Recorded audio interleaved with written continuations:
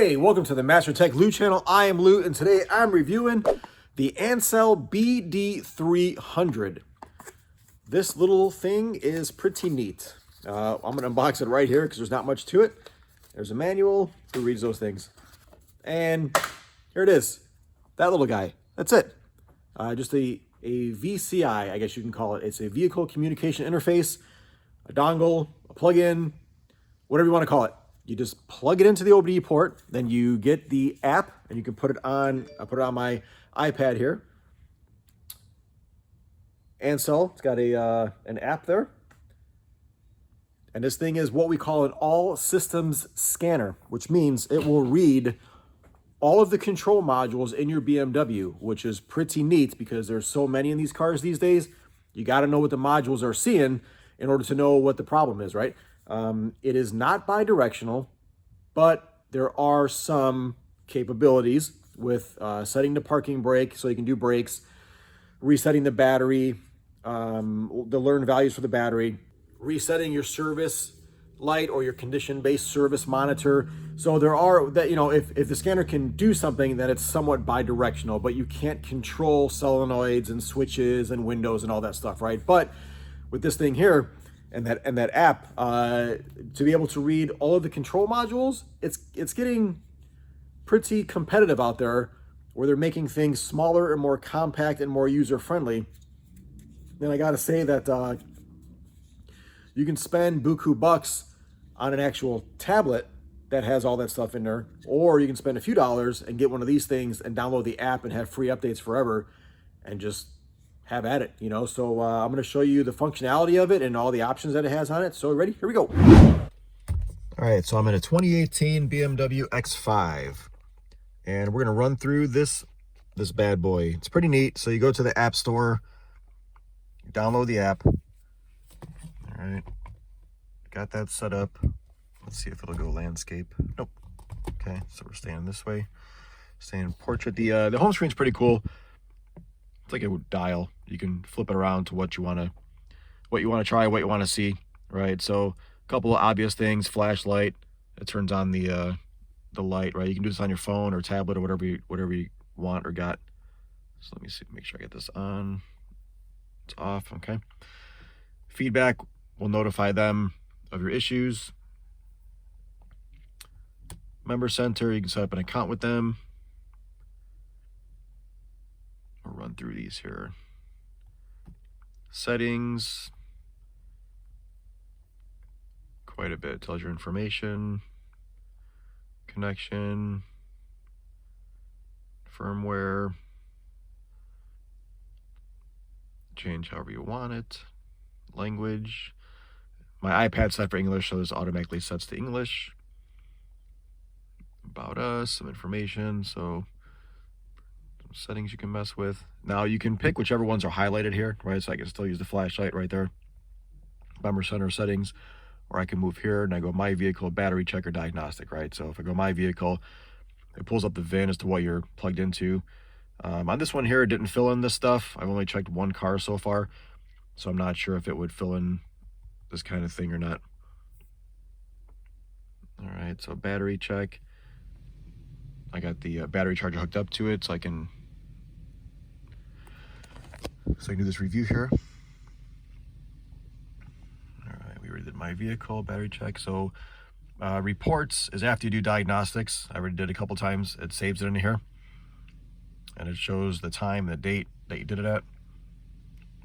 All right, and you can also share it and email it to yourself. Right, AirDrop, Chrome, markup, print, so you can do something, you know, you can at least get it out of your tablet if you want to show it to a customer or whatnot. So here's the codes that I had in the report. It read all the control modules in this car, which is nice. It's an all systems scanner, which is nice, right? Because you got to know what everything's seeing. Okay, this is all the stuff that happened when I scanned it, right? Freeze frame and all that stuff. So it's weird, in a lot of the European cars, they don't have a lot of freeze frame information. But, so we'll run through here. We'll go to the diagnostic. And it tells you not to exit it while you're doing everything. It's got a couple functions here you can do. You can do service reset along with the maintenance check reset. The parking brake pad, I think you can set there. If not, yep, parking brake. And then you should be able to reset the brake wear. Oop, seems kind of touchy.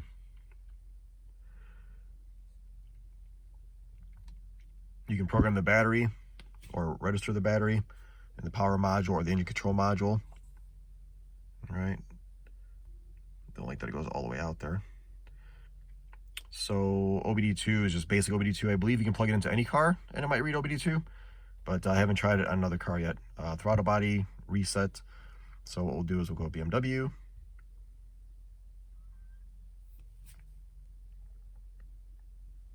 Tricky part is you kind of got to know the model that you have. I'm a Mercedes tech by trade, so all these BMW models are really new to me. So this will do BMW, Mini, and Rolls Royce, which is nice. Okay, BMW, then I'm gonna go down to X, and it's an X5, and it's an F15. And now what you can do is you can manually select which system you want to go to if you want to read it direct. Okay, there's a special functions of things that are available for this model. Now you can do system scan. Now I tried quick inspection and deep inspection, and I don't really see a difference there. I would have to try it on a few different models to see what the difference is, but I don't know. I didn't notice one. Oh, well, let me try this here. It shows only 26 modules there, or I believe the other one showed 67. I wonder if quick inspection is for the modules that it thinks are in the car, and deep inspection is it's searching for every module that's available. Because in the aftermarket scanners, in the aftermarket scanners, so they don't know how many modules should be in the car, so it just searches for all of them, and then whatever reports back, it puts it in the data. The trick is if you're trying to read a car and you know you have a transmission issue and the module's not reading, it won't show up on the report, but it's actually a fault, right? So you have to know what modules are supposed to show up on the report. So yeah, this shows 20 number systems, right? So let me try deep inspection. It does go, oh yeah, there we go. Okay, so it's going to look for more modules. That's what it's going to do. I kind of like fumbling through these things because when you get this, you're going to do the same thing, right? So it's nice to see somebody else make the mistake so you know what you could do. I don't, sometimes I have time to mess with these things before I do the review. Other times I just do it as I do the review, so we learn together, right? So you can see how these things, there is some help section which shows you how to use it, which is nice, but there's also a learning curve when it comes to aftermarket scanners. So it's actually doing it pretty quick. You know, it tells you scanning is time consuming, please be patient, but it's very thorough. Excuse me. I'll just let it run. Give you a little graphic to watch. A bumpy road car. So yeah, quick inspection looks like it only scans for so many modules, where deep inspection is looking for every available module that maybe BMW has to offer for this model.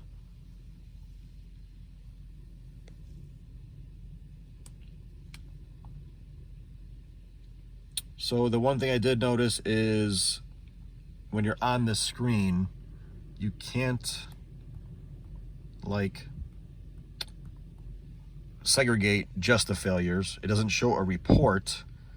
This is kind of the report, but it's showing you all the modules. So you have to go into it to see what the fault codes are. All right, so when you're in the modules, it only gives you 3 options. Version information, read fault code, or read data stream, right? So read the fault code, then when you're in here, you can clear it and rescan it.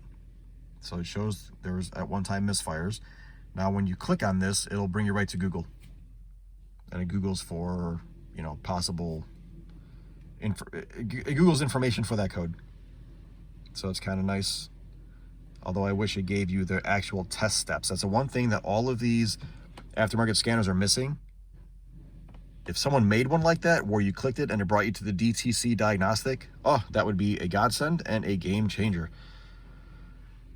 So, and then read data stream, you can pick which section you want to read in the engine module. All right, so when you're in here, to get back, you would touch that and it brings you back one screen.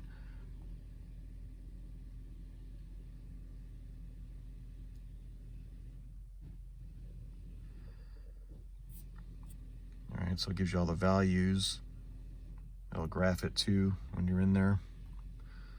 Let's see how to get out there and back here. I got the engine off. So it shows you all the live data that the engine module can see. All right, so we'll get out the engine module. Try transmission. Read data stream. All right, so I'm gonna go ahead and shift it.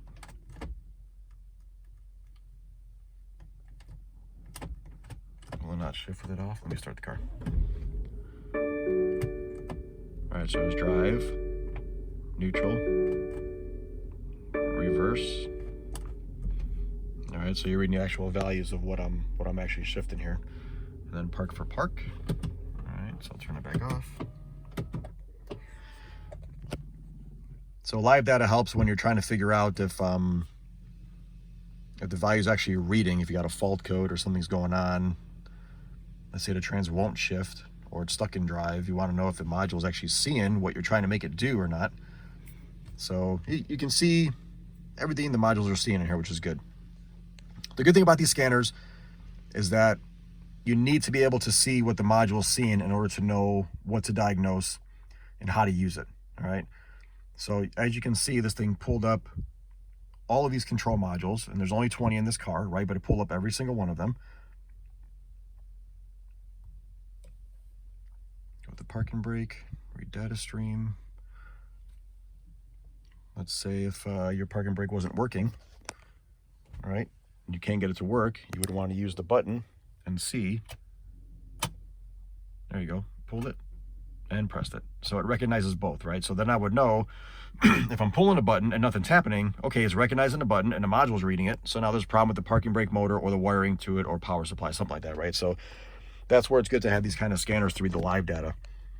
So that's really as much as I can show.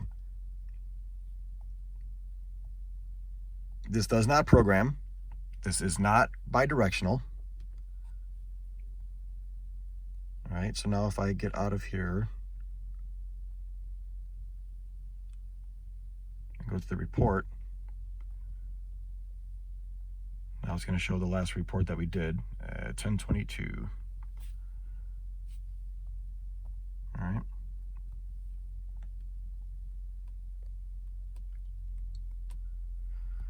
All right, well, I hope you got a little bit more info on how this thing works. All right, so this is kind of cool. When you go to the help section, and I got the BD300, it tells you how to do this stuff. So if you want to learn how to connect it, it tells you how to connect it, tells you where the port's at. Got a demo video of how to use it. Brings you to YouTube, their YouTube channel. If you want to do the service reset, it tells you how to do this. So it's kind of neat. So it doesn't leave you in the dark. You know, it tells you, helps walk you through it its own self, so you know how to use it. So as far as a review, I like it. It's pretty neat. Would I use it myself? I would not use it myself. Being a full-time technician, I need bidirectional so I can activate things. So, but for the average user or the beginner, or as a quick plug-in, like say you're in the shop and sometimes the factory scanners take forever to to boot up and get to the system just to clear a code. I used to keep things like these on hand, like a quick check engine light code scanner. So when I would do fuel cleans, it would set misfire codes. I just plug it in and erase the misfire code and go on my road test and erase it again. Where the Mercedes-Benz scanner would take 10 minutes to boot up, 8 minutes for the scan, just to clear a code, and then another 8 minutes for the scan again to make sure the code's gone. I can just hook up one of these really quick, plug it in, erase it, and be on my way.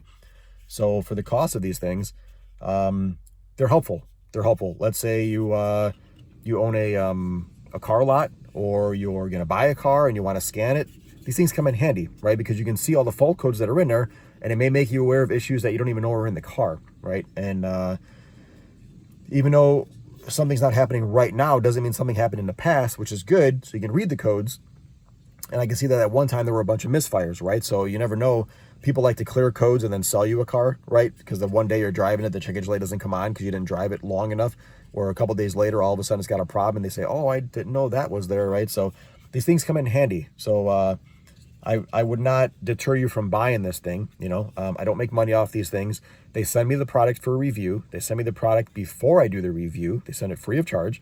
There is no stipulation on it. I'm free to give whatever review I want to give. So I like this thing. I would not deter you from buying it. If you think it's useful for you, give it a shot. Make sure you buy it from a seller that accepts returns. That way, if you don't like it, you can return it. You're not stuck with it.